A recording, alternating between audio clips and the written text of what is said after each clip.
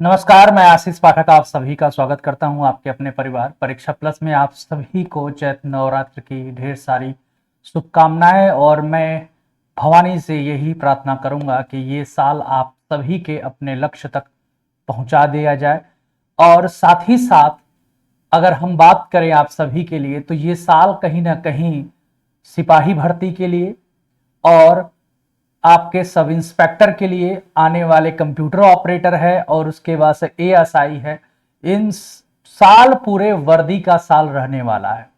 तो इसी क्रम में जो आपके अप्रैल में यूपीएसआई की नई भर्ती आ रही है 4543, उसमें सबसे बड़ा जो एक डर बना रहता है आप सभी के अंदर मूल विधि का, कि सर ये संभाग कैसे कंप्लीट किया जाए, कितने प्रश्न यहां से आएंगे, और सब कुछ छोड़ छाड़ के आप क्या करते हो, सिर्फ एक पोर्शन जो आपके मूल विधि है उस पर आप डेडिकेटेड ज्यादा हो जाते हो, सबसे ज्यादा जोर देने लगते हो, सबसे ज्यादा टाइम देने लगते हो। क्या वो सही तरीका है या कुछ उससे अलग रणनीति हो सकती है कि हमारा जो आउटपुट आए वो सिर्फ सिलेक्शन आए? तो मेन मकसद हमारा यह है कि हमें किसी भी सब्जेक्ट में पीएचडी नहीं करना है और हमें सिर्फ रिजल्ट यह है कि हमारा उस लिस्ट में नाम आ जाए। ठीक है, तो पढ़ाई ऐसे करनी है। कैसे करनी है पढ़ाई? ऐसे करो, मेहनत इतनी खामोशी से करो कि जो आपका रिजल्ट आए वो शोर मचाए। पहले से शोर मचा के मेहनत मत करो। अगर आप शोर मचा रही कहां से पढ़ेंगे, क्या करेंगे, पहले आप उसको देखो कि आखिर मूल विधि का जो पार्ट है आपके पेपर में कितना पूछा जाता है, कितना वेटेज है, कहां से सबसे ज्यादा प्रश्न है। और रही बात मूल विधि की, तो ये बहुत छोटा सी चीज नहीं है कि जो आप चाहोगे कि हाँ संपूर्ण चीजें पढ़ लें, वो नहीं हो सकता। तो चलिए इन्हीं सब पर हम आपको एक बेस्ट स्ट्रेटेजी बताएंगे कि कहां से आपको पढ़ना है, क्या पढ़ना है, किस संभाग से कितने प्रश्न आएंगे, कितना आपको जरूरी है, कितना टाइम देना है, कौन सी बुक फॉलो करना है, क्या रणनीति आपकी होनी चाहिए।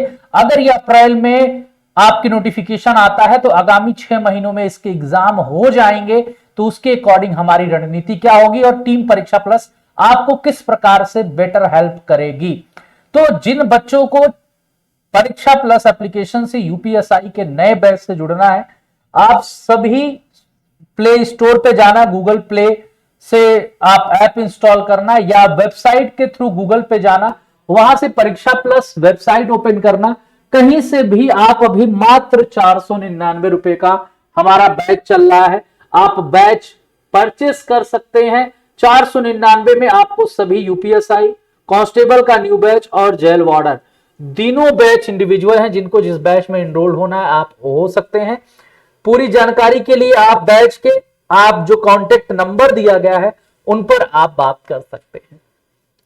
रही बात मूल विधि है क्या, आखिर जब लग गया है यहां पर विधि की बात, यह ध्यान रखिएगा, जब यहां पर बात हो रही है विधि, विधि का मतलब हो गया कानून।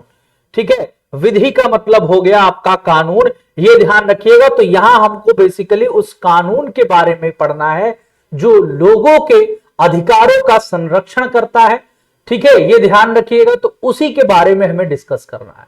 तो पूरा आपके पुलिस प्रणाली जो आपकी जाने के बाद आपको जो जॉब करना है, ये क्यों पूछा जाता है, क्या इसका जरूरत है? हाँ जरूरत है, क्योंकि आपकी जो जॉब प्रोफाइल है वो इसी के बिहाफ पर है। तो ये ध्यान रखिएगा कि ये मूल विधि आपको इसीलिए जरूरी है, लेकिन ये नहीं कि इसमें आप एडवोकेट बन जाओ और इसमें आप जज बन जाओ।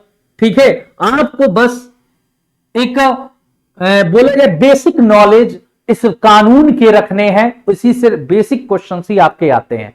ये अपने आप में लिखा मूल है, मूल का मतलब कुछ लोग बेसिक समझते नहीं, अपने आप में ये पूरा का पूरा कानून है, ये ध्यान रखिएगा। और इस कानून को किस तरह से पढ़ना है आपको जानना है। ठीक है, तो स्ट्रेटेजी हमारी क्या होनी चाहिए कि क्या सिलेबस इस बार चेंज होगा। तो सिलेबस में कुछ चेंजेस देखने को मिलेंगे जो मैं अगले बाद में बताऊंगा। क्या क्या पढ़ना है, कहां से पढ़ना है, कहां से कितने प्रश्न, बुक और प्रैक्टिस सेट। अभी हम मूल विधि का अगर आपको चैप्टर बताएं कितने आपके यूनिट हैं, तो आपको मैं बता दूं कि ये आपका सिलेबस है, अभी तक का जो सिलेबस है जो चलता आ रहा है, अभी इसमें क्या परिवर्तन होगा वो भी मैं आपको बता दूंगा कि परिवर्तन किसमें होने के चांसेस हैं। तो अभी आप जब सिलेबस पे गौर करिएगा तो सिलेबस आपको साफ साफ दिया है कि भारतीय दंड विधान एवं दंड प्रक्रिया संहिता। तो यहां पर आपके जो ये आईपीसी होता था और ये सीआरपीसी होता था, अब ये आपका क्या हो गया है, बीएनएस हो गया है, भारतीय न्याय संहिता, और भारतीय नागरिक सुरक्षा संहिता हो गया है, बीएनएसएस। तो ये 2023 आपका पढ़ना है, बीएनएस और बीएनएसएस पढ़ना, क्योंकि अब ये संशोधित हो चुका है, नया आ चुका है। तो अब यही मतलब सिलेबस में आपका यही 2 पॉइंट आपका चेंज होगा। और अगर इसकी बात करें कि नंबर ऑफ क्वेश्चंस इस संभाग से कितने आते थे, तो एक क्वेश्चन आपका बहुत हुआ तो आईपीसी से पूछ लेगा या सीआरपीसी से पूछ लेगा, दोनों में से कहीं से एक क्वेश्चन आपके पूछे जाते थे, या हो सकता है एक एक दोनों से पूछ ले, ऐसे अलग अलग शिफ्ट में अलग अलग होते हैं। उसके बाद से आपके यहां महिलाओं, बच्चों, अनुसूचित जाति के सदस्य आदि को संरक्षण देने संबंधित विधिक प्राविधान। अब यहां पर छोटा सा ये लाइन है लेकिन इसमें बहुत सारे हैं।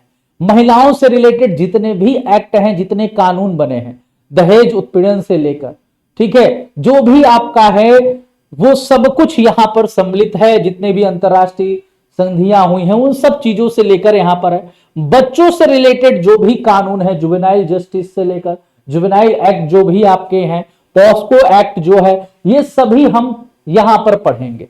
उसके बाद से अनुसूचित जाति के सदस्य और आदि के संरक्षण से रिलेटेड है, ठीक है। यातायात नियम, मोटर व्हीकल एक्ट में जो भी संशोधन चीजें होती हैं, 2000 जो एक आपका 21 वाला एसआई था, इसमें आपके कई सारे प्रश्न, मतलब हर शिफ्ट में ये पूछा है, कई सारे नहीं, हर शिफ्ट में आपके सवाल थे। इससे कितने थे वो अभी बताएंगे।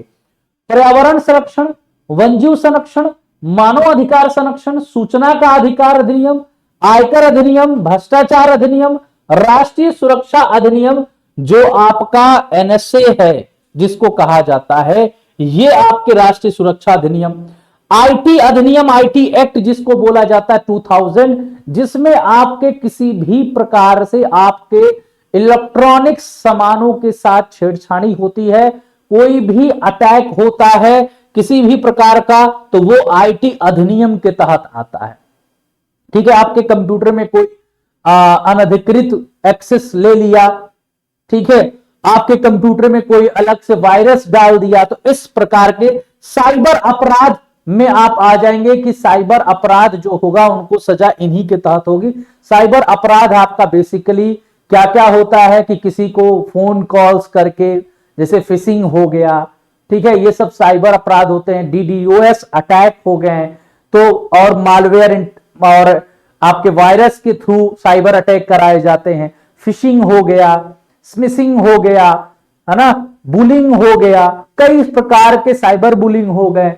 तो इस प्रकार के जो आपके साइबर क्राइम हैं, साइबर अपराध हैं, उनको यहां पर जिक्र, जनहित याचिका, जितने पीआईएल आपके होते हैं, जो रिसेंट के केसेस होते हैं बेसिकली, उनसे आपके एक क्वेश्चन तो पूछता ही है। महत्वपूर्ण न्यायिक निर्णय, भूमि सुधार, भूमि अधिग्रहण, भू राजस्व संबंधित कानूनों का सामान्य ज्ञान आपसे पूछेगा। अब इतने सिलेबस में अगर हम भारतीय दंड संहिता और दंड, अगर हम बीएनएस और बीएनएसएस ही पढ़ें तो यही इतनी बड़ी ज्यादा चीजें हैं कि कहां यहां पर 300 प्लस सेक्शन आपके हैं, वो पढ़ना मुमकिन है। इतने हर सेक्शन में सब सेक्शंस के अंतर्गत क्या क्या चीजें आती हैं, उतना डिटेल हम एक क्वेश्चंस के लिए क्या ऐसे हम पढ़ेंगे?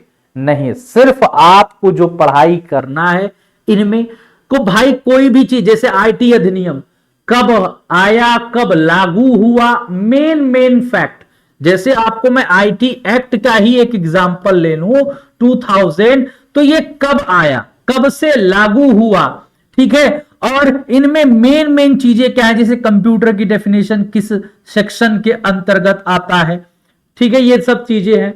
फर्स्ट जो आपकी जो सेक्शन है वो किसके बारे में डिफाइन करता है, तो कुछ मेन जो आपके क्रक्स हैं, फैक्ट्स हैं, वही आपको पढ़ना है। अब साइबर अपराध, कौन कौन से साइबर अपराध होते हैं, जो कोई आपको ऐसे पूछ दिया जाए सिंपल सा कि ये कौन सा अपराध होगा कि एकदम जैसे लगता है कि लीगल चीजों का मेल या ईमेल या फोन कॉल्स के थ्रू किसी कोई आपको कहता है कि नहीं ये चीजें ले लीजिए, एकदम सब कुछ लीगली लगता है, सब कुछ ओरिजिनल लगता है और वो आपकी जानकारी को चुरा ले तो इसे फिशिंग अटैक कहते हैं। तो इस प्रकार की चीजें जो होती हैं उनमें हमें सिर्फ फैक्ट्स को देखना है, हमें बहुत ज्यादा डीप स्टडी नहीं करना है। यह बात आप सभी को समझ में आनी चाहिए कि हमें सिर्फ इनसे रिलेटेड कब कौन सा कानून आया, उसमें क्या प्रावधान है, क्या मेन प्रावधान के किस इसके लिए किस धारा की, जैसे अगर हम बात से बोले आईटी अधिनियम में कई सारे हैं, आपसे कह दिया जाए कि कोई जो है भद्र जो मतलब किसी की इमेजेस होती हैं, किसी के प्राइवेट इमेजेस जो आपके पब्लिक पर पोस्ट कर रहा है, उसके लिए अगर कानून क्या होगा, उसे सजा क्या मिलेगी, तो ये मेन चीजें हैं। ठीक है, साइबर बुलिंग कोई कर रहा है तो उसके लिए उसकी सजा क्या होगी, तो इस प्रकार की चीजें मेन जो खासकर सबसे ज्यादा चर्चित होती हैं, जो उन्हीं से ज्यादातर आपके सवाल पूछे जाते हैं। जैसे मोटर व्हीकल एक्ट है, तो मोटर व्हीकल एक्ट में ड्राइविंग से रिलेटेड, ड्राइविंग की उम्र से रिलेटेड, लाइसेंस से रिलेटेड कुछ नए चालान में चेंजेस हुए, वो हो सकता है आपसे पूछ लिया जाए। तो ऐसे ही प्रश्न और साथ ही साथ यातायात नियम, मोटर व्हीकल एक्ट नियम भी आपसे कुछ जो होते हैं, हर जगह आप देखे होंगे जब ट्रेवलिंग करते होंगे तो स्कूल के पास स्कूल का सिंबल लगा रहता है, रोड क्रॉस होता है वहां पे कुछ और सिंबल्स आपके यूज होते हैं, तो उन सिंबल्स का यूजेस क्या है, मतलब क्या है, उस प्रकार के भी प्रश्न आपके यहां से बनाए जाते हैं। बच्चों से, महिलाओं से दंड से, या आपके वो दहेज प्रथा से अगर हम बात करें, ठीक है, तो दहेज प्रथा से क्या क्या चीजें हैं, दहेज लेना देना, क्या क्या सजाएं हो सकती हैं, ये मेन चीजें हैं।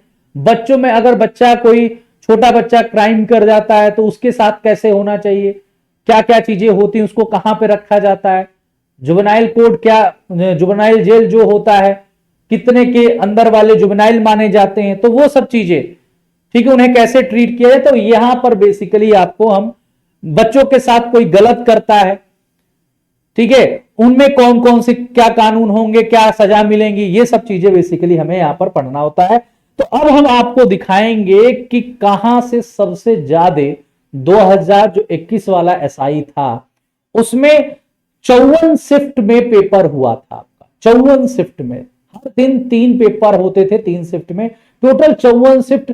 लेकिन 54 शिफ्ट की एनालिसिस नहीं, लेकिन ऑलमोस्ट मैंने हर दिन की एनालिसिस में यह पाया, हर शिफ्ट का एनालिसिस करना, मतलब एक दिन का मैंने तीनों देख लिया, फिर तीसरे दिन का तीनों पेपर देखा, तो हर पेपर में मैंने ये देखा कि कहां से सबसे मतलब प्रश्न आपके बन ही रहे हैं, क्योंकि 54 शिफ्ट में ये बताना कि नहीं यही सब में पूछ रहा है, लेकिन वहां वेरिएशन है। 54 शिफ्ट में किसी पोर्शन, किसी शिफ्ट में किसी से पूछा है, किसी शिफ्ट में किसी से पूछा है, लेकिन उसमें मैंने ओवरऑल कंक्लूजन निकाला कि टोटल 54 शिफ्ट में हर शिफ्ट में किस संभाग से क्वेश्चन था तो सभी संभाग से, सभी चैप्टर जितने आप देख रहे हो, लेकिन उस 54 शिफ्ट में, 54 के 54 शिफ्ट में सभी पेपर में किस संभाग के क्वेश्चन सबसे मतलब ज्यादा रहे हैं, मैक्सिमम शिफ्टों में उन संभाग के क्वेश्चन रहे हैं, उनके बारे में हम यहां डिस्कस करें। तो आपको ये दिख रहा होगा, जैसा मैंने कहा कि ये भी आपका जो भारतीय दंड विधान है और दंड प्रक्रिया संहिता है, ये किसी में एक, किसी में दोनों में एक एक था, या किसी में एक ही क्वेश्चन आया था। अगर महिला, बच्चों, अनुसूचित जाति की बात करें तो यहां से 2 क्वेश्चन, एक महिलाओं से रिलेटेड किसी में पूछ दिया, तो किसी में बच्चों से रिलेटेड पूछ दिया, तो किसी महिला बच्चा दोनों था, किसी में एक अनुसूचित जात तो एक महिला को ले लिया। तो इस प्रकार के 2 क्वेश्चन आपके ये पेपर में थे जहां स्टार लगा हुआ है। उसके बाद से यातायात नियम आपके हम बात करें, जैसे यहां पर 1 क्वेश्चन, यहां 2 क्वेश्चन, यातायात नियम के हर पेपर में आपको मतलब मैक्सिमम शिफ्ट में यातायात नियम के आपके क्वेश्चंस मिले। पर्यावरण संरक्षण के ज्यादातर शिफ्ट में आपके क्वेश्चंस मिले।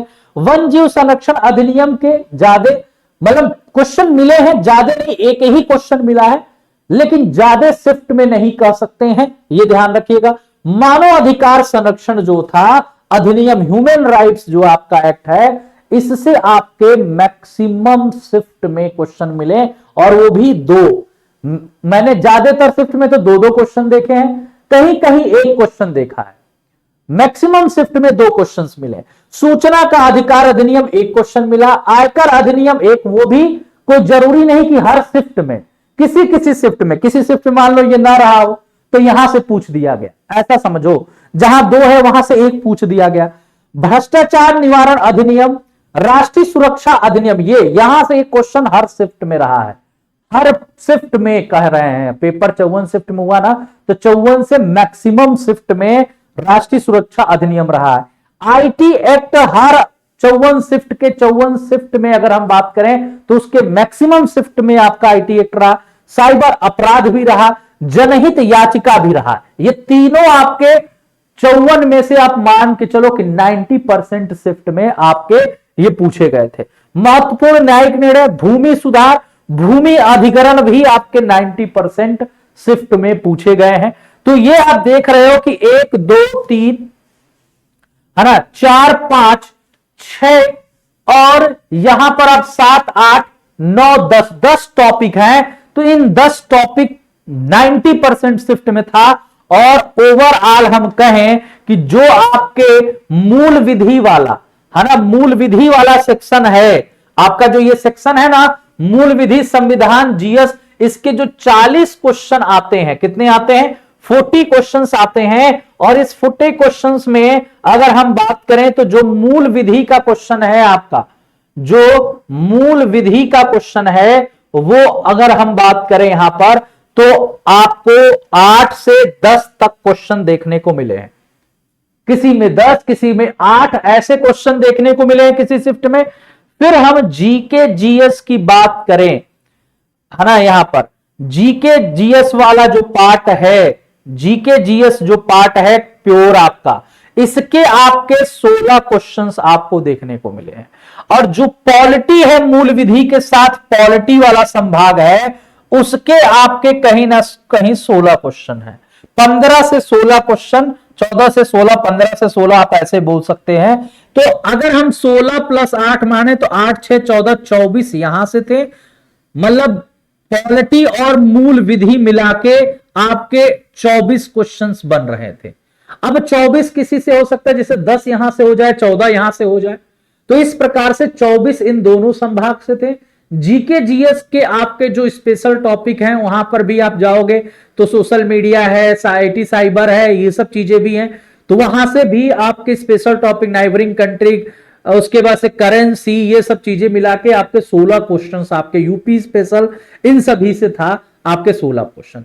तो ये ध्यान रखिएगा। तो मूल विधि अगर हम बोलें तो आपसे 8 से 10 ही क्वेश्चन तो आ रहा है। और 10 के 10 अगर हम मेन टॉपिक की बात करें, 90% जहां तक हर शिफ्ट में क्वेश्चन जिन जिन टॉपिक से रहा है, तो वो 10 टॉपिक आपको मिल रहे हैं। 1 2 3 4 5 6 7 8 9 10 टॉपिक आपके ऐसे हैं जिनसे 90% शिफ्ट में क्वेश्चंस रहे हैं।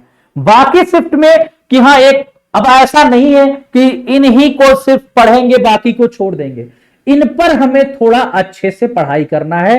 बाकी सबके हम फैक्ट्स जान लेंगे, वो हमारे लिए सफिशिएंट है।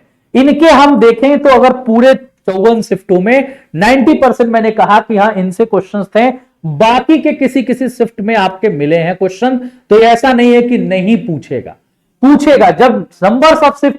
अब ये बात अलग है कि इस बार जो आपका पेपर होने वाला है वह ऑफलाइन मोड में होने वाला है, और ऑफलाइन मोड में पेपर 54 शिफ्ट में तो नहीं हो पाएगा।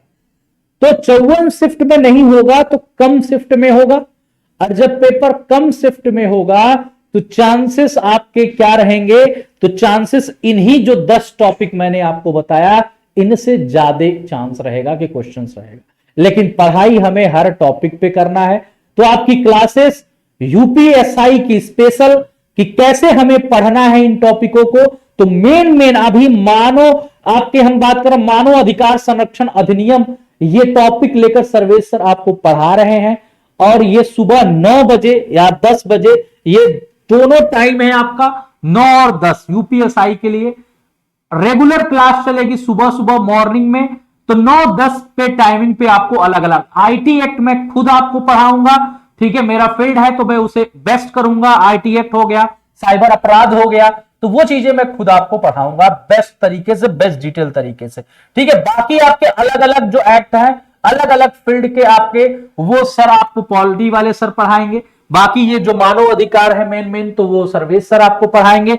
बाकी ये जो आईटी से रिलेटेड है वो मैं पढ़ाऊंगा, ठीक है। तो आपको बेहतरीन क्लासेस 9 से 10 सुबह में आपको मिलेंगी। आप सभी लोग परीक्षा प्लस यूट्यूब चैनल को सब्सक्राइब कर लें और और लोगों से भी आप लोग इसे कराएं। अब रही बात, जैसे हम सिलेबस के चेंजेस की बात करें तो सिलेबस में आप ये देखे होंगे कि इंडियन पैनल कोड जो आईपीसी थी 1860 की, अब उसे रिप्लेस कर दिया गया है और उसके जगह भारतीय न्यायिक संहिता बिल 2023, जिसमें 356 सेक्शन है। अब इतने सेक्शन हमें थोड़ी पढ़ना है। 175 section have been amended, 8 section has been added and 20 section has been repaired. Code of criminal CrPC procedure जो था उसको रिप्लेस कर दिया गया भारतीय नागरिक सुरक्षा संहिता 2023 से, जिसमें 533 सेक्शन है, पहले 478 थे, इसमें पहले 511 थे, अब 356 सेक्शन हो गए हैं। तो ये आपके कहीं ना कहीं ये दोनों जो हैं, अब इनमें इतना चीजें डिटेलिंग नहीं करना है क्योंकि हमसे एक ही क्वेश्चन दोनों से पूछेगा, एक यहां से एक यहां से। तो बीएनएस और बीएनएसएस की भी क्लासेस आपकी जल्द आपको मिलने लगेंगी और मेन फैक्ट जितना आपके एग्जाम पॉइंट ऑफ से चाहिए वो चीजें बस हम यहां पर आपको बताएंगे। तो सिलेबस की बात अगर हो गई यहां पॉइंट पर, तो सिलेबस चेंज होगा तो बीएनएस और बीएनएसएस आपको पढ़ना होगा आईपीसी और सीआरपीसी की जगह। सीआरपीसी की जगह ये ध्यान रखिएगा क्या क्या पढ़ना है, वो मैंने बता दिया कि क्या क्या पढ़ना है। 10 टॉपिक जो आपके हैं, 10 टॉपिक, ये अच्छे से पढ़ना है। बाकी टॉपिक भी पढ़ना है ऐसा नहीं, लेकिन 10 टॉपिक आपको बहुत ही बेहतरीन तरीके से पढ़ना है। इसके बाद से बताएं कहां से पढ़ना है। तो कहां से पढ़ना है, तो आप परीक्षा प्लस का कोर्स ले सकते हो, वहां सब कुछ वेल मैनेज आपको मिलेगा। उसके बाद से आप यूट्यूब से हमारे पढ़ सकते हो, जो फ्री ऑफ कॉस्ट क्लासेस चलेंगे, जिनको सिर्फ आपको रिवाइज करना है। अब रही बात किताबें, सर किताबें बता दीजिए कुछ। तो मैं अगर किताबों का मंथन करूं तो मुझे घटना चक्र की जो आपकी किताब है, आपको मैं बताऊं कि ये एक यूपीएसआई, आप ये किताब देख रहे होंगे यहां पर, मूल विधि और संविधान।